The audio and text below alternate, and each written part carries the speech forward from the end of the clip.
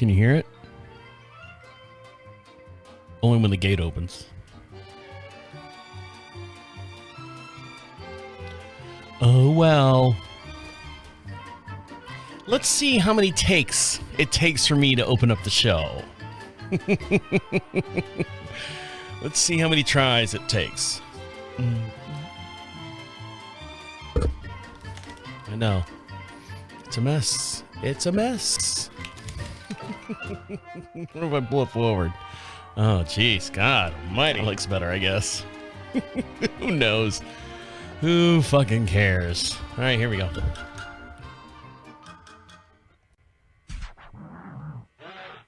Well, I don't know what this thing is. I think it's a strip show, dance show. Work there, dude.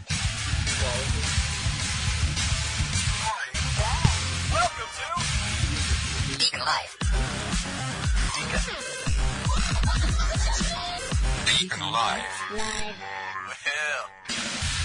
Welcome back, guys. On today's show, another DVD rental place has fallen, and are windmills killing birds, and a mechanic takes this lady's car for a joyride, and what is a 3-cent hat? All this and much, much more we discuss here on DeaconLive. As for the next 60 minutes or so, we comb through your social news feeds and pick up on all the stories you might have missed over the last 7 days, the last week. How are you? How are things going? Are you doing all right? That's what I care about. Are you getting along with everyone? Is everyone getting along with you? Because that's what we care about. We want to make sure that you're getting along with people, and so on and so forth. If you're watching this here on the YouTube video, don't forget, every podcast we do, we have a matching video as well. We're also over on TikTok, so we got a lot of shorts over there.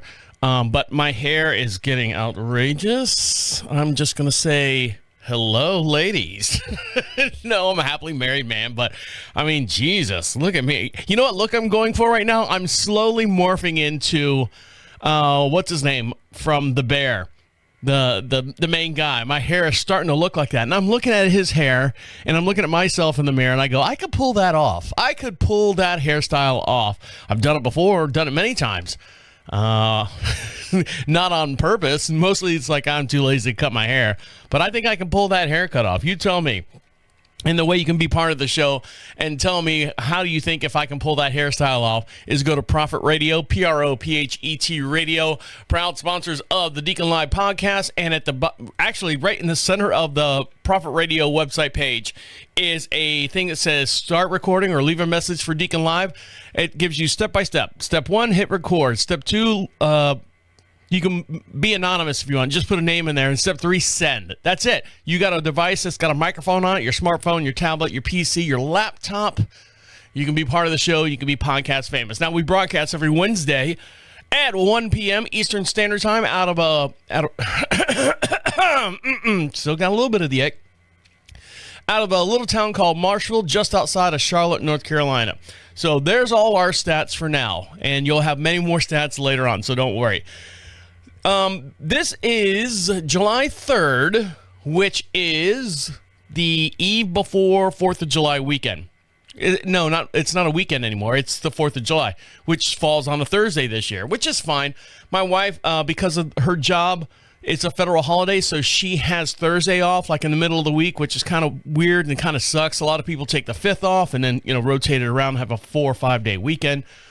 Nope, she's just going to take Thursday off and then go right into work on Friday. But fortunately enough, she has the opportunity to work from home. So it's kind of like having a 4-day weekend, but she still has to work here at the house. Now, if you're new to the show, we sit on about 22 some odd acres here. My wife and I have horses. We have chickens, cattle, dogs, goats, sugar gliders, all that stuff. We've got all those animals here. And, during the 4th of July, I want to say 4th of July weekend so bad. But it's not. It's just a regular day. I say regular day. It's the 4th of July. It's our independence. It's not a regular day per se by definition, but it is a day in the middle of the week that we are celebrating our independence. And one of the things that we do is, as a nation is fire off fireworks. Now, I don't want to dive into the whole fireworks thing.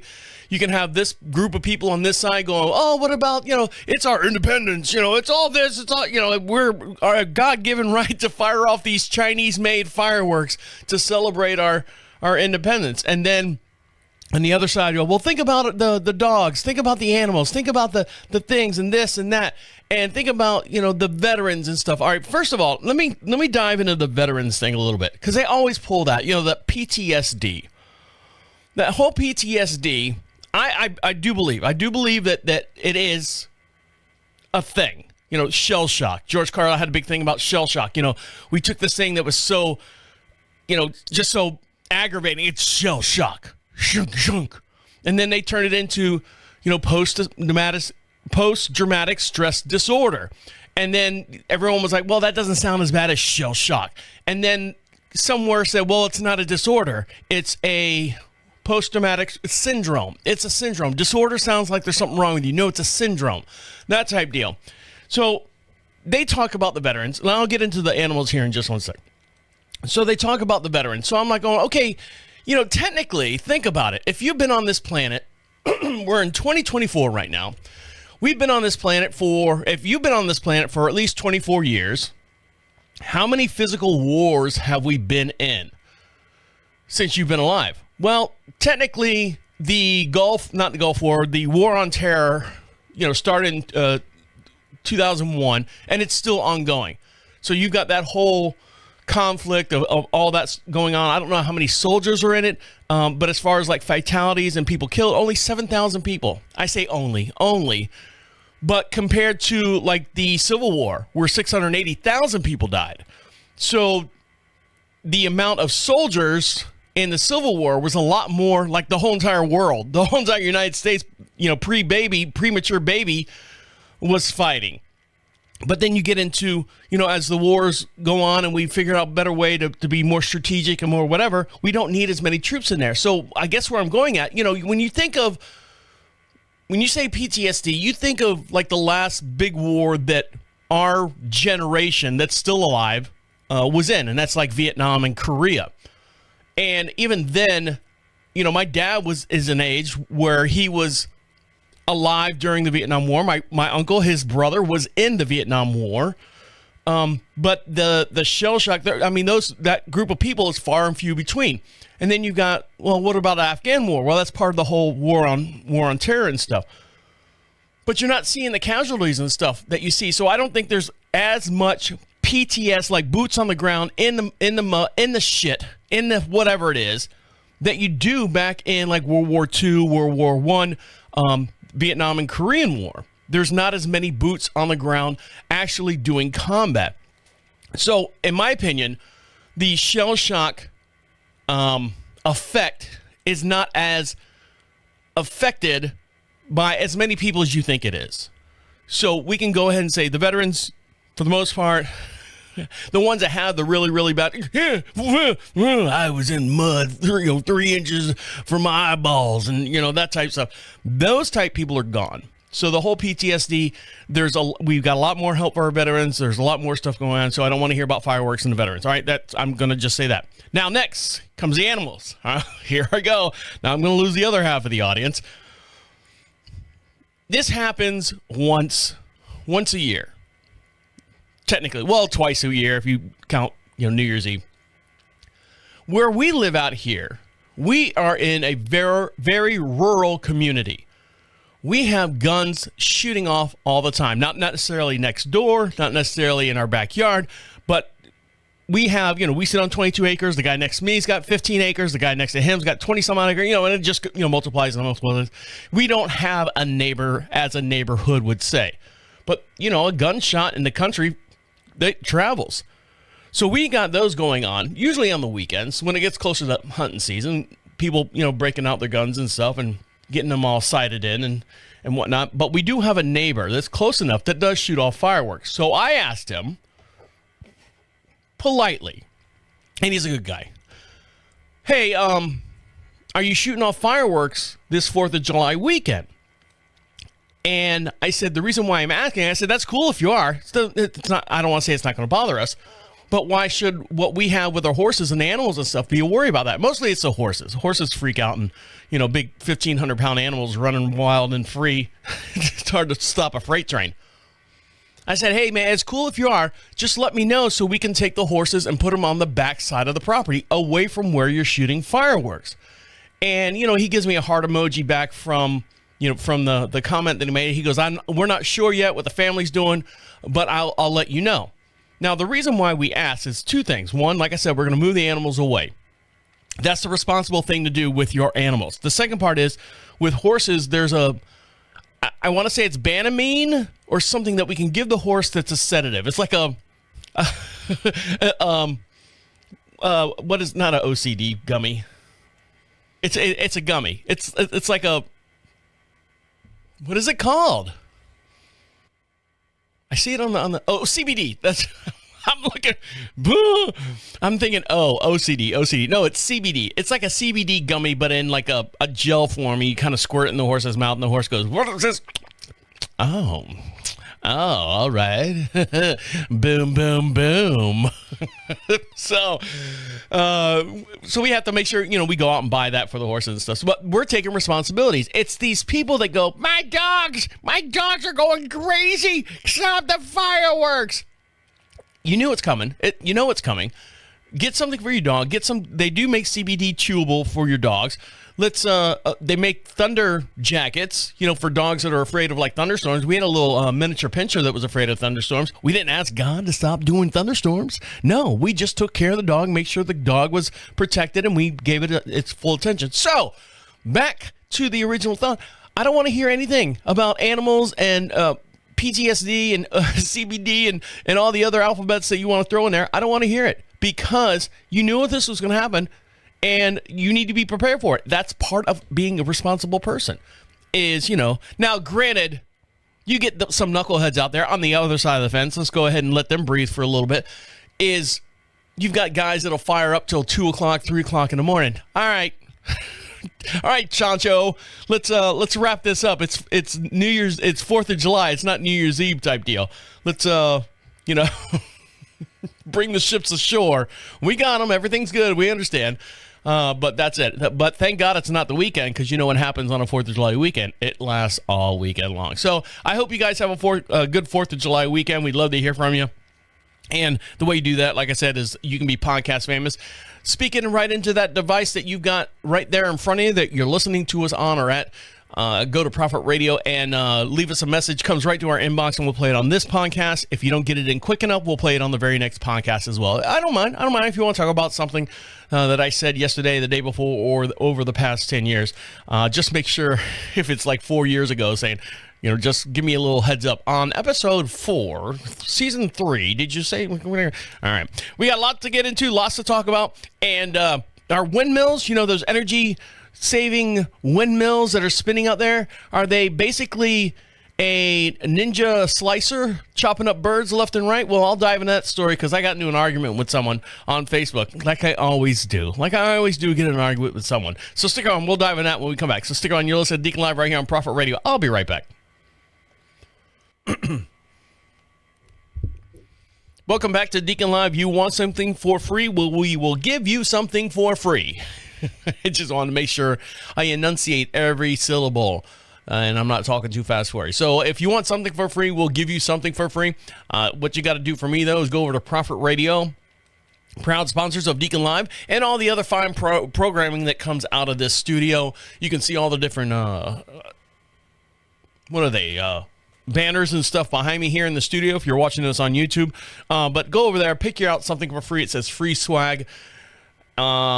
It's not an email grab or anything like that. It's just our way of saying thank you. Pick out what you want there, and we'll send it out to you right away. Mail it right out to you. Like I said, not an email grab. We just want to say, or they just want to say, thank you for being a part of the show. Now, I saw a post on a friend of a friend's mine's Facebook page. Let me switch screens here.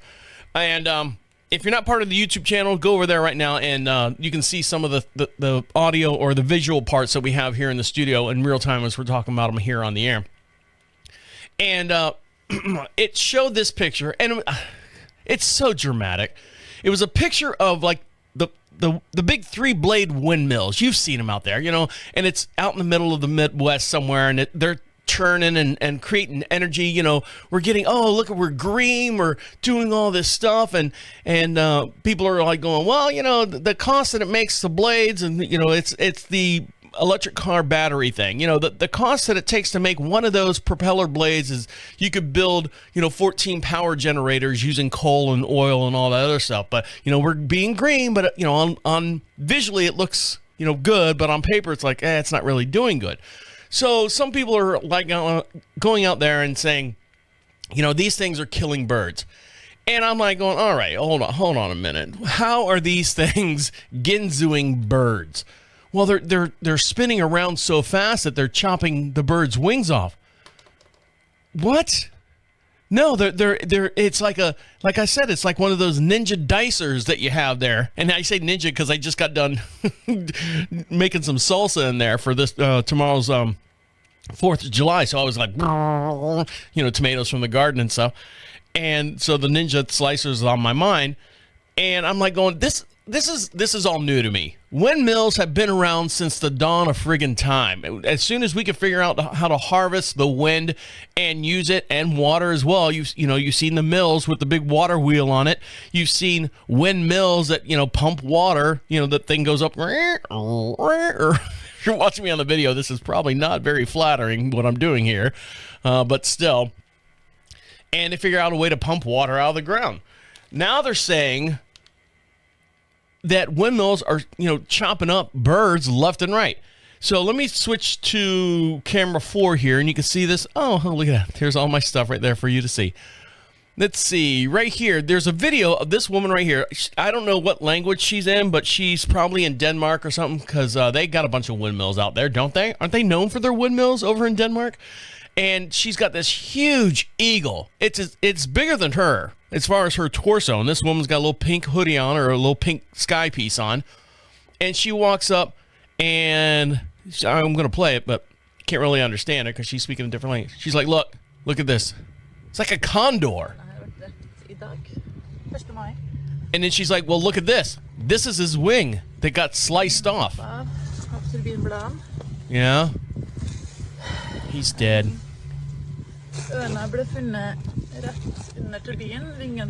It is because of the windmill chopped the wing off.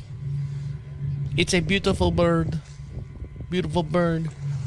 So, yeah. And I don't know what to do. All right. Thank you. So there's this big push for. Is there a big push? Because I was literally getting into a fight with someone about on Facebook. Well, you don't know what the windmills are doing. They're slicing and dicing, like I said before. And I go, are they really? So I went to Mr. Google, and now it's connected to AI and stuff, so it's right. So I typed in, what are the actual cause and deaths of windmills and birds? And I'm gonna go back to camera 4 so we can see this. Thank you, Brian Regan. Appreciate you. So here's the actual stats. Wind turbines is not the top killer for birds. And if you look right here, cats kill an estimate. This is per year? Yep, an annual estimate. Cats per year. Actually, let's do it this way. I'm going to go backwards, and you can figure out what the last one is.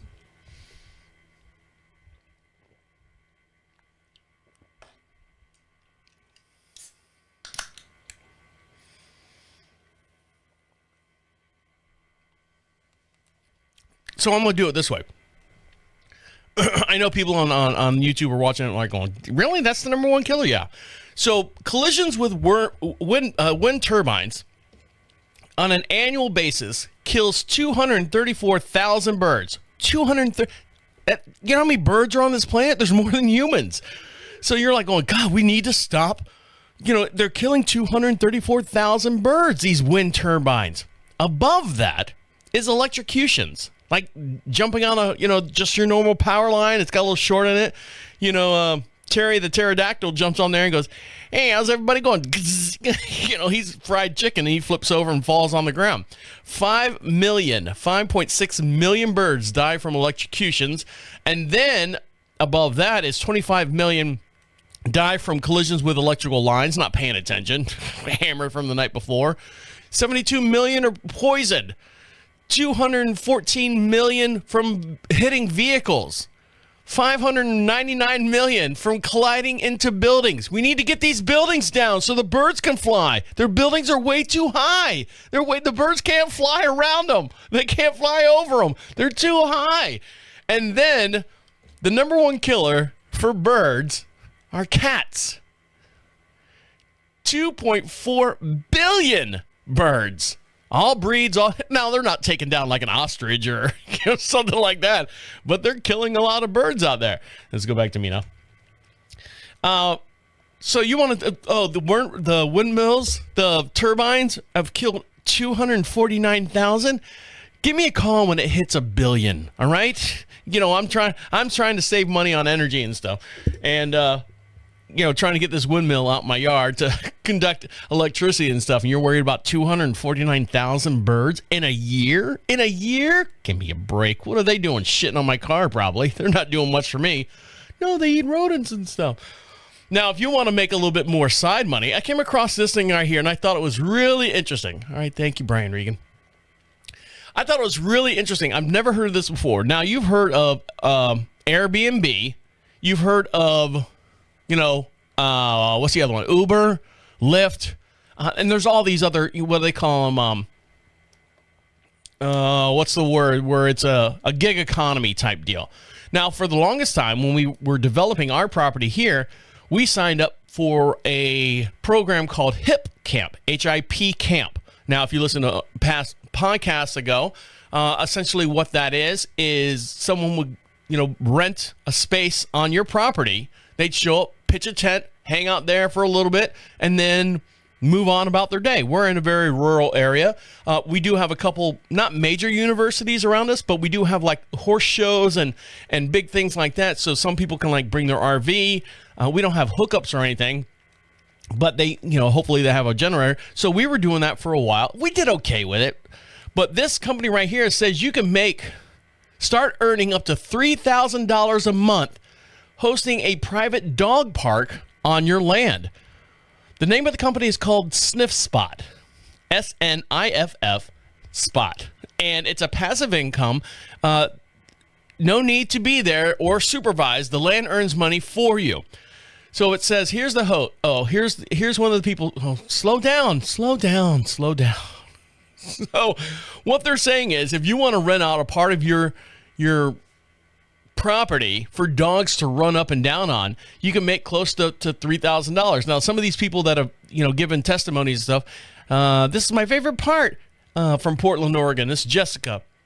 This family from Washington says, I've made $5,500 since I started this thing. Some guy in California is like, I love to hear them playing in the backyard type deal. So if you're interested, if you got a little piece of land, I don't know what the parameters are as far as, do you need to have it.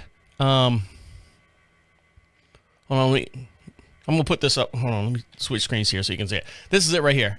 So if you're watching this on YouTube, it's called SniffSpot. So if you want to make a little bit of money renting out part of your land for a dog run, I guess that's available to you. I guess they can do everything. I've seen people where they've done the rent your pool out for the weekend type deal. We're not using the pool. Well, rent the pool out for, $25 for 4 hours or something like that. But that's the latest thing. It's called SniffSpot. I would have called it dog sniff. Would have been easier if you'd gotten right to the point. Dog run land. There's got to be better marketing there. All right, when we come back, this woman right here, speaking of running, was trying to win a half marathon. This is her first win at a half marathon, and her kids almost fucked it all up. And we'll dive into that story when we come back. So stick around. You'll listen to Deacon Live right here on Prophet Radio. I'll be right back.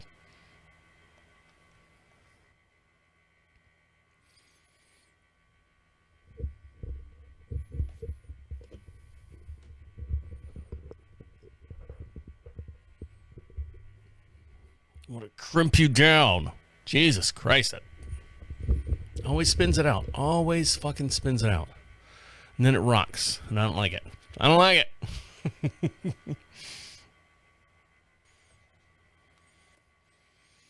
Welcome back to Deacon Live. We'd love to hear from you, and the way you can be part of the show, be right here in the studio alongside of us, is go over to Prophet Radio. It right there in the middle of the screen. Once you sign on, says leave a message for Deacon Live.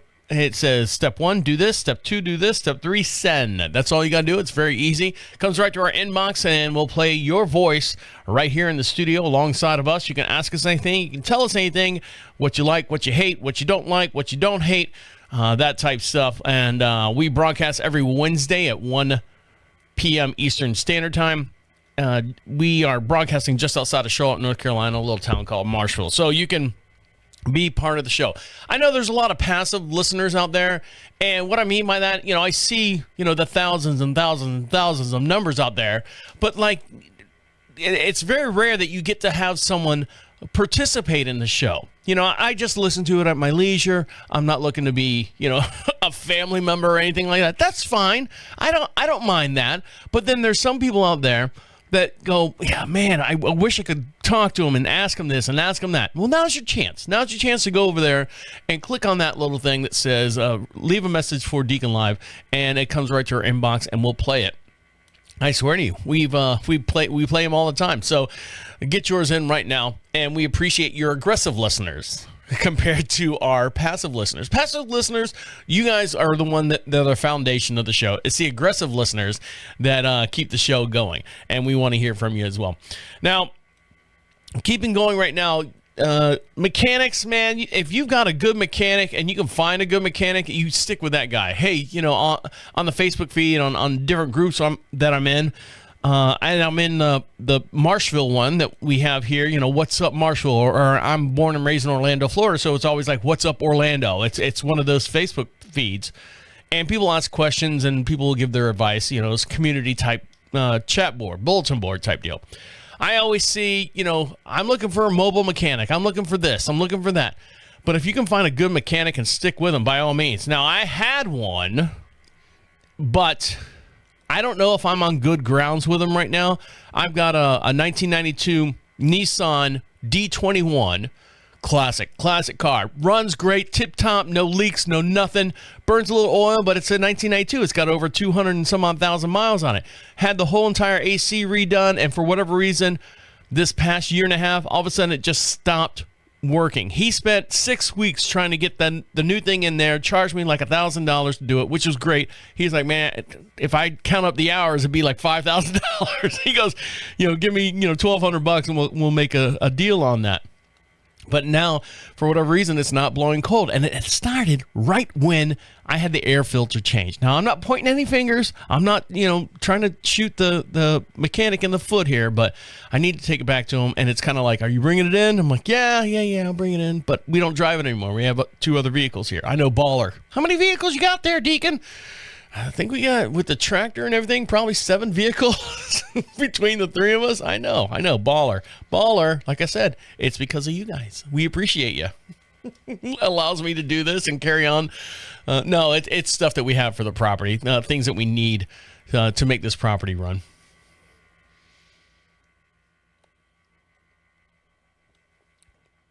But this woman right here took her car to the mechanic, and when she got it back, had over 2,000 extra miles on it. Now, I've heard of the mechanic taking it out for a drive and, just to make sure that everything runs and stuff. Actually, the mechanic I was just talking about, I know I'm going to make it about me here.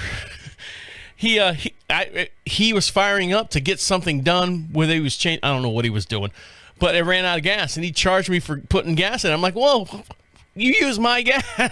I got to buy your gas now? Oh, that's how it works. All right. Well, that's probably a reason why I haven't gone back yet. But this lady right here says that someone took a road trip, and the woman takes her car to the mechanic and is returned with over 2,000 miles. TikToker user Frenchitopia posted a video 2 days ago after getting her car back from a mechanic. I'm driving and I'm at the red light, and I'm in shock, she says. My car was in the shop for about 10 days, and let me show you something. The mileage in 26,921. Look at this. My car has now 28,000 miles on it. 10 days at the body shop and an extra 1,000 miles. Why? I thought it was 2,000 miles. Now she's embellishing. It's a common practice for mechanics to test drive and so forth and so on. What do I need to Why do I need to drive my car? Or why do they need to drive my car? She said. It just needed some body repair. So here, let's watch this video and see if she... Come on, where you at? Let's refresh and see what happens. And don't forget, for every podcast we have a matching video, and you can see all the videos and stuff, even these TikTok videos in real time as we're talking about them here on the air. So go over to YouTube, search DeaconLive podcast, and you can watch this alongside of me here in the studio. So let's see. Let's watch it. Let's see. Does it pop up? We'll find out. I'm waiting. I know. Patiently. Nope. Not what I wanted. Go away. So let's see if we can just find her. Oh, here's her video. So, hold on. Ooh, she is a treat. She is a treat. Holy mackerel. Switch the camera forward here so you can see this. So she says, they only had it for, 10 days. Why did they need to drive it around 1,000 some odd plus miles? Because it was just getting body work done. So here's her retort on that. Everybody's asking an update on my car that when dropped at the dealership, it was driven 2,000 miles. Yes, 2,000 miles. 2,000. So the first thing I have to say, I do not have an update from the dealership talking to me. So if you want to stop watching, stop. This is not about getting followers. This is about an update because everybody's asking for updates. Number one. It was not a mistake. I know the mileage in my car. I can go into details, but it will take too long. So yes, I knew how many miles, not to the exact number, but I knew it was 26,000. Number two, no, I do not have a tracker. No, I do not have a dash cam. Never in my life I thought somebody will touch my property. I do not operate that way. I would never do that to somebody else. I check my app and they check trips. If I reset the odometer, this wasn't set. I've spoken with the right people. I don't know. All right, I understand. I understand what you're saying, lady. I understand. You're upset. But 1,000 miles in 10 days? 10 days? 1,000 miles? Where the hell did they go? I would have been checking on my car every other day. Hey, is my car ready? Hey, is my car ready? Hey, is my car ready? What have you got done? We're waiting on this part, lady. So she had another 1,000 some odd miles put on a car. It's kind of like that scene from Ferris Bueller. Oh yeah, we'll take real good care of your car, sir. And you see him, flying over the railroad tracks. The two valet guys. Now this guy right here flew right to jail because he told a cop actually what he thought about him. And he is getting his last laugh right now. A road war. My car was towed after a cop made me stop in front of a no parking sign, but then I got the last laugh because of a First Amendment. Let's see. Let's go back to camera one on me.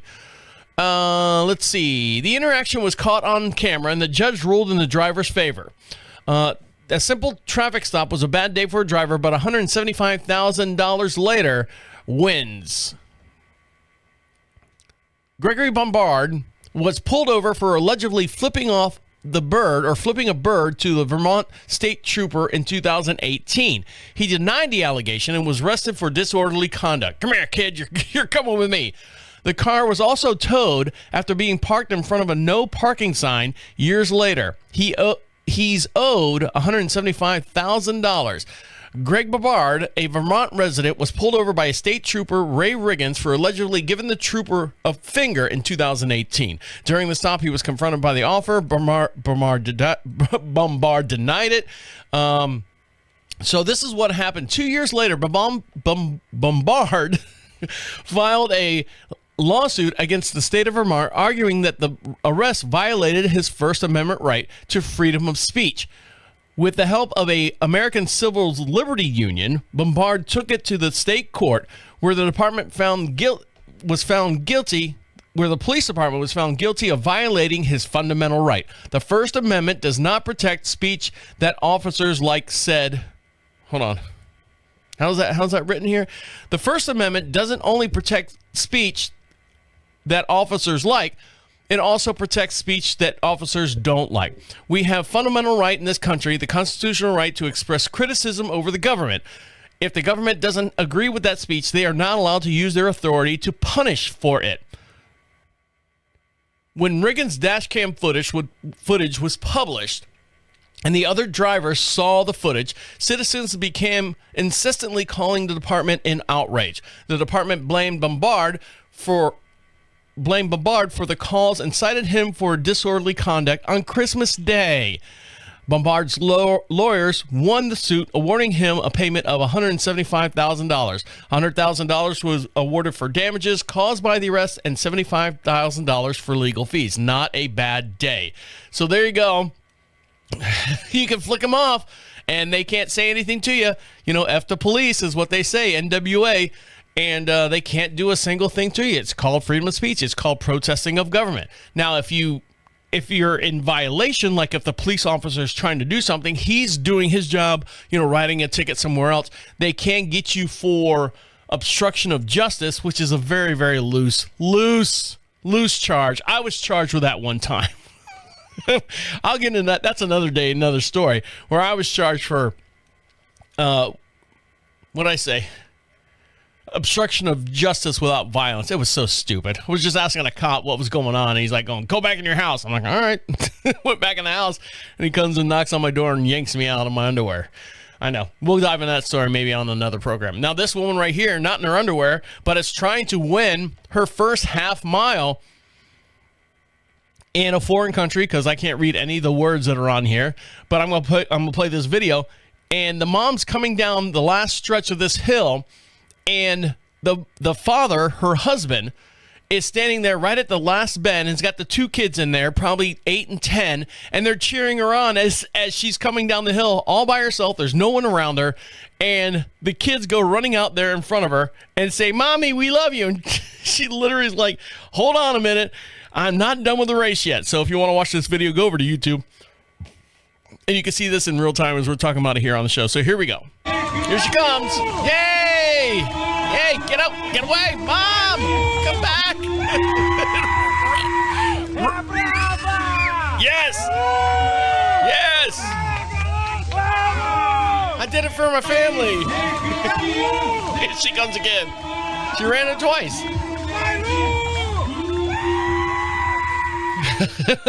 The dad was just trying to be a proud dad. Hold on, let's go back there. Is he going to play it again? Probably not.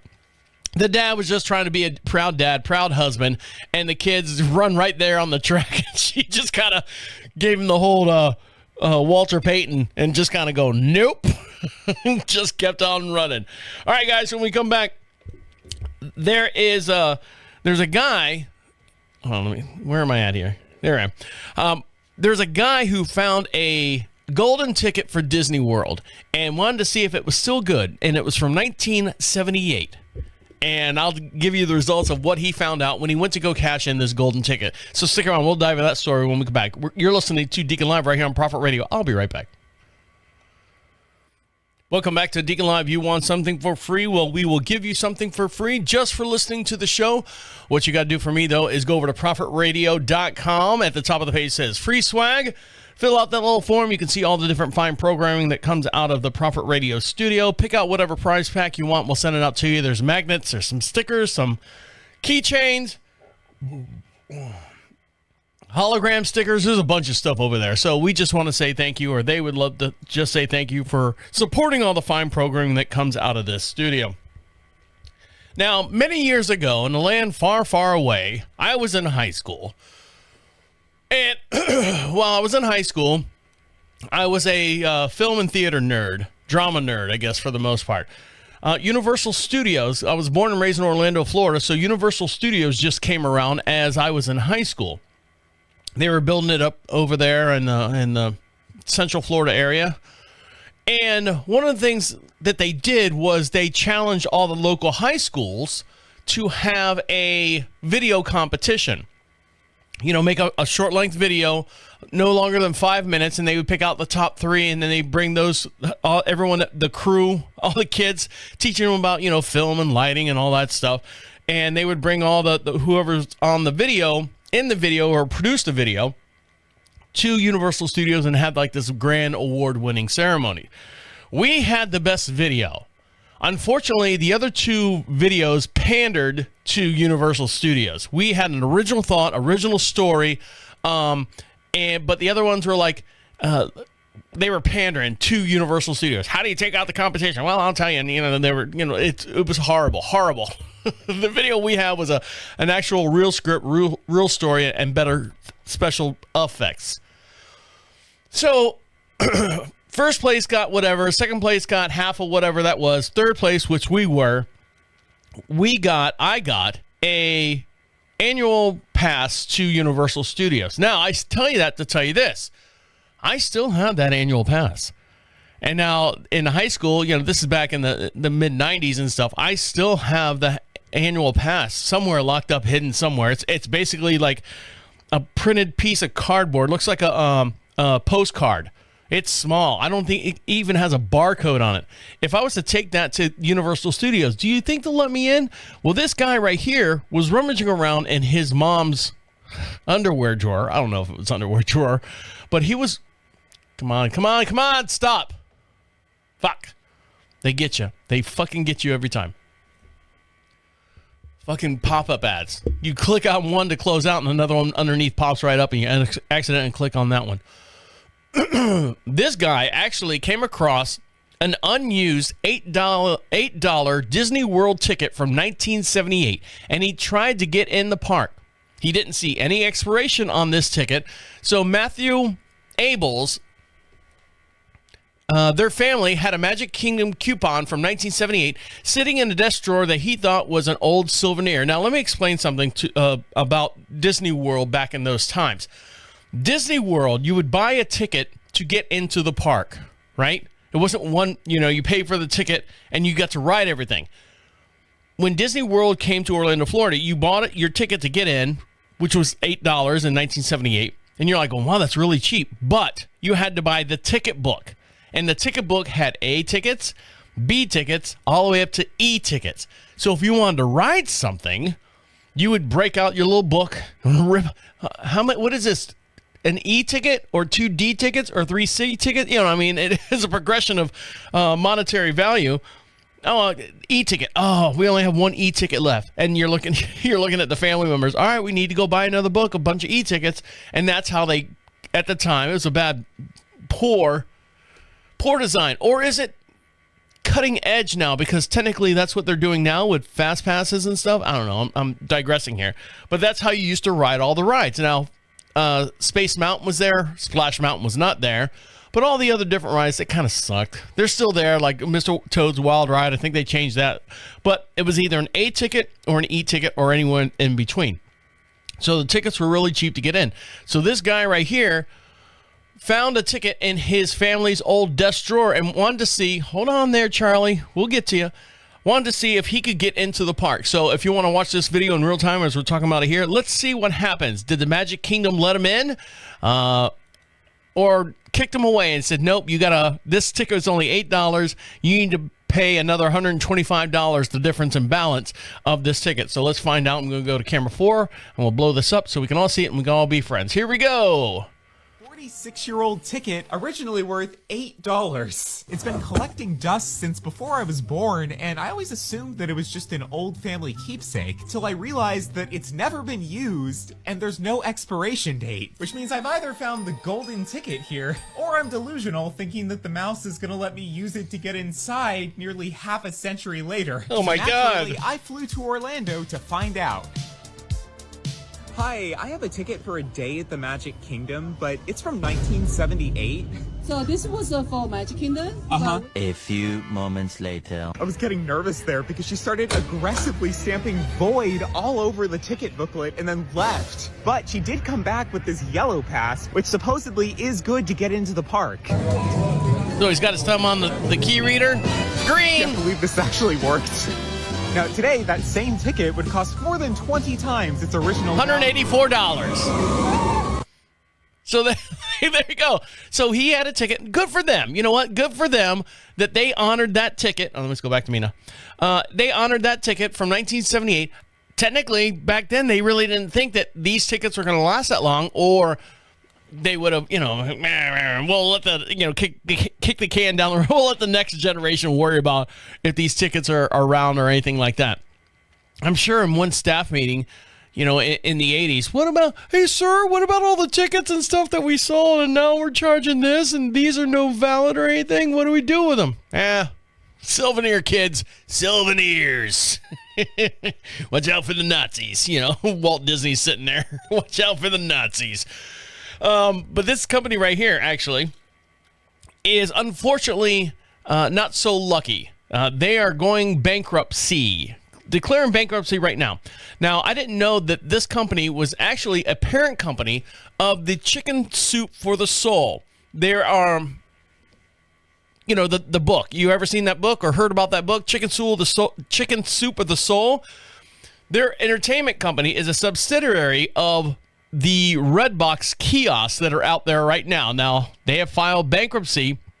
The company has almost $1 billion in debt and more than 500 creditors, including Walmart, Walgreens, Warner Brothers, Home Entertainment, and Sony Pictures Television. It filed bankruptcy to protect it on Saturday. It filed bankruptcy protection on Saturday. Bill Rohanna had been the CEO of the company, but is being replaced by Bart Swartz, who is one of the 3 new board members of directors this past season. Steve Goldsmith and Josh Mandel, who are 2 other board members after Rohanna dissolved the board except for himself. Goldsmith worked at Amazon, Victoria's Secret, Shop NBC, and Brookstones. I think one of those 3 are still around. 2 of those 3 are still around. Mandel was a 2-term treasurer for the Ohio State election in 2010 and re-elected in 2014. And Chicken Soup of the Soul purchased Redbox in 2022 and took on about $360 million in debt for the deal. There are about 34,000 rental kiosks around the country right now. The company also owns Chicken Soup of the Soul and Crackle, both on-demand video services as well. So guess what? Your Redbox that's been sitting out front of your CVS for God knows how many years, and you're like going, who fills these things? What are people buying these? Who has a DVD player? I don't have I take that back. I have a PlayStation, and that'll play DVDs, but no one really has a quote-unquote DVD player. So Redbox, over $1 billion in debt and just can't get out of that streaming service and stuff. It's kind of like the Blockbuster thing. They didn't adapt with the time. They should have done that. All right, guys, one more little segment, and I'll let you get back to doing what you got to do. Speaking of video games, this guy won the Mortal Kombat World Championship, and it cost him over $7,000 to win. And I'll dive into that story when we come back. So stick around. You're listening to Deacon Live right here on Prophet Radio. I'll be right back. Welcome back to Deacon Live. Make sure you follow us on all your social networks, and the way you do that is go over to prophetradio.com. There's a little menu there that says social contacts. You can see all the stuff that links us to you and you to us as well. Make sure you go on over there and click on that. If you can't find us, that's the best way to find us. You can find us on Twitter. You can find us on YouTube, all your social media, Facebook page, Instagram, TikTok, all the other things over there. And if you want to email me at any time, that's deacon@prophetradio.com. If you want to share something with me, or if you have any questions, or you want to send me a picture or anything like that, you can do that right there on the social, the social contacts page. Now, I knew a friend in high school whose dad owned a gas station. And one of the things that they always said, when they have the old gas station pumps, used to have it to where when you pulled the hose out of the holder, the holster there, when you pulled it out, you were able to go on one side of your car or the other side of your car. So there's this big, long, loopy thing that, if you didn't know what side your gas tank's on, you could go ahead and fill up both sides. But he always said there's always 35 cents of gas left over in that pump. Now, pump stations and whatever has gotten smarter, and they've had that thing now come out of the top. Who knows what goes on behind it? It's probably still same loopy back and forth. But in our minds, the human minds, we look at that and we're like, oh no, it's coming straight down. I'm getting every ounce of gasoline out of this hose. Now, this guy right here, I kind of want to punch him. I honestly want to punch him in the face. If I was working at this Shell station and he comes in, this kid comes in and goes, I just want 1 penny on pump 2 or whatever he says. And the guy's like, 1 penny? He's like, yeah. He's like, I just want to see if this works. I just want to see if this is happening, if it's still true. You know, I heard this, urban legend that if I got a penny, I would get free gas. So let's dive into this chucklehead story. I'm gonna switch to camera 4 so you can see this in real time. There's the recording stuff, by the way. So a TikToker has gone viral after getting cents of free fuel after paying just a penny for the pump. In the clip, which has assumed over 1.5 million views, TikToker Thom the Troll repeatedly asked for a penny on pump 7. He goes, I'm a little bit geek. It's called the 3-cent hack. The 3-cent hack, I want to do this. Now, what's his name? Thom, Thom. Thom needs to get a better life, but this is what he does. So Thom, is it Thom? Because it says Tom down here. Someone fucking typed this wrong. So it's Tom the Troll, not Thom the Troll. Jesus Christ. Put it. And everyone in Cincinnati, go fuck yourself. I'm Ron Burgundy. Okay. Did you just say that? Yeah, we just said that. So Tom, let me go back to camera 1 here.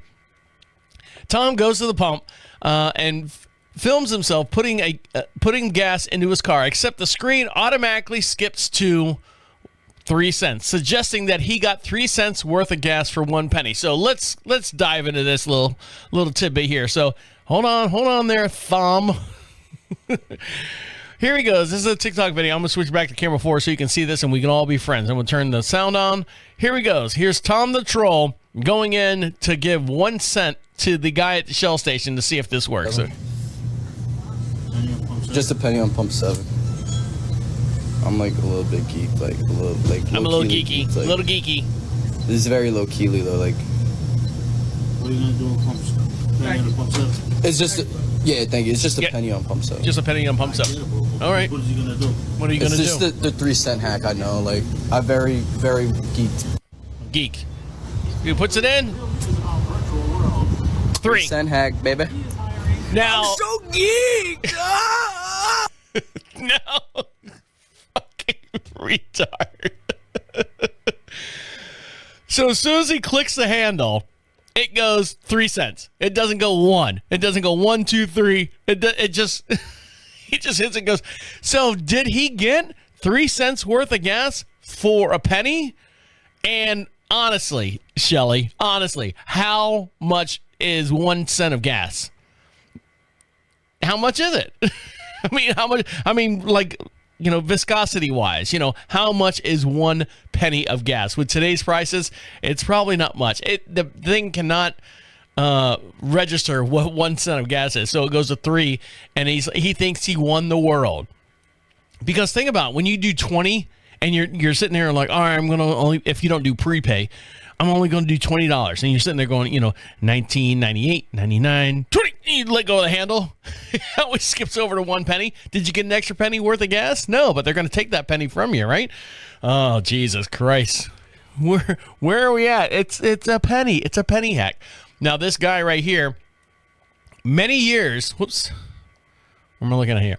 Many years, he's been trying and training and he's playing video games. And this right now was the, let's see, what's this called? It's a Mortal Kombat esports competition where more than 1,500 pounds out of pocket was being paid for. That's the big prize. For example, the CEO of the 24 in Daytona Beach was offering just 564. Let me backtrack because I kind of mumbled over that. And in this story, it says a man wins a video game tournament and automatically wishes that he didn't. So there's a lot of money to be won in esports. Can I say that one more time? Esports, with many prize pools being from millions and $1 million or more. But smaller events have a more modest prize. For example, the CEO 2024 Fighting Game Championship at Daytona Beach in Florida, that's where I'm from, was just offering $565 for the winner of each of its categories. Still, that's a fair chunk of change. This contestant, his name is Dyloch, beat his opponent, Rewind NV, and he was so elated by this winning that he threw his chair outside the wrestling rink, where it's kind of like a little place where they're playing, which broke a $3,000 light fixture that he now has to pay for. Now, if you want to see this video, it's kind of graphic. And when I say graphic, the video game's graphic, not these two cheeseburger guys eating, cheeseburger eating guys sitting on chairs. No, it's the video game itself is graphic. Now, don't forget, for every podcast we do have a matching video. You can see all this in real time as we're talking about it here. So I'm going to go over to camera 4. Camera 4. And here it is, the actual final moments that Dyloch beat Rewind NV. So here we go. Available is still the factor. There it Big is. swing. That should be it. Should Dyloch not drop this? Hold on. He is going to be going to grand finals. That's it. Side. Here at CEO 2024. Boys. Oh, we just... Hold on, let's start it. Available is still the factor. There it Big is. swing. That should be it. Should Dyloch not drop this? He is going to be going to grand finals winner side. Here at CEO 2024. Boys.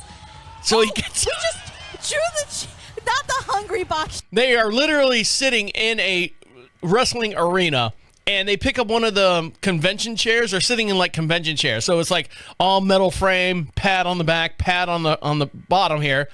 And he gets up and I won. He throws this chair and it smacks some light fixture and stuff for the lighting accoutrements that light up the place and stuff. These gobos and everything like that.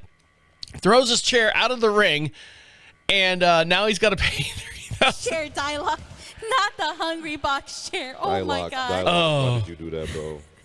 Dyloch, what are you doing, bro? Chair. Oh my God. Dyloch, why did you do that, bro? Dyloch, what are you doing, bro? The adrenaline intensive. Brother, no. So, Dyloch, why'd you do that, bro? Why'd you do that? I mean, think about it. You got the rush. You're playing this Mortal Kombat, and you're sitting there, you're smashing the button. I just hold the thing in my hand and smash the button. Hopefully, I can get some kind of combination. And this guy, he's final moments, death kill, fatality, or whatever it is. And he kills a guy and rips his skull out, pees on it, takes a dump, throws it. This is in the game, not on real life. And he throws a guy and then takes it, teabags him, does all those things. And he's so excited that he won the $500 and some odd $60 that he takes his little banquet chair, throws it out of the ring, and demolishes a $3,000 lighting fixture outside the ring, the arena there. And I was looking in the stand. There's nobody in the stands. There's like 5 people. But he was so excited. And you're playing a violent game, and his adrenaline got to him. And he said, you know what? I'm going to destroy everything. I'm going to flip the table over and all that. And the other guy, Rewind NV, kind of stood up and was like going, went to shake his hand, and is like going, hey, are you gonna shake my hand? I'm kind of nerdy. I don't like human contact, but I guess I watched a video and I'm supposed to do this. And he didn't shake his hand, so he's like, fuck, I did it wrong. So now you've caused an emotional stress on Rewind Video, or whatever his name is, for beating him. He's going to go back in his cellar start playing again. All right, guys, on that note, we appreciate each and every one of you listening to us. If you'd like to be part of the show, go to profitradio.com. At the top of the page says leave a message for Deacon Live. Do that for me. We'll play it on the very next podcast. We broadcast every Wednesday at 1 p.m. Eastern Standard Time, just outside of Charlotte, North Carolina, a little town we like to call Marshville. And make sure you follow us on all your social feeds while you're over at Profit Radio. Get yourself something for free as well. All right, guys, on that note, my name is the Deacon, saying good night and good night. Wait, come back. The absolute end. Écoute-moi. There you go. Take care.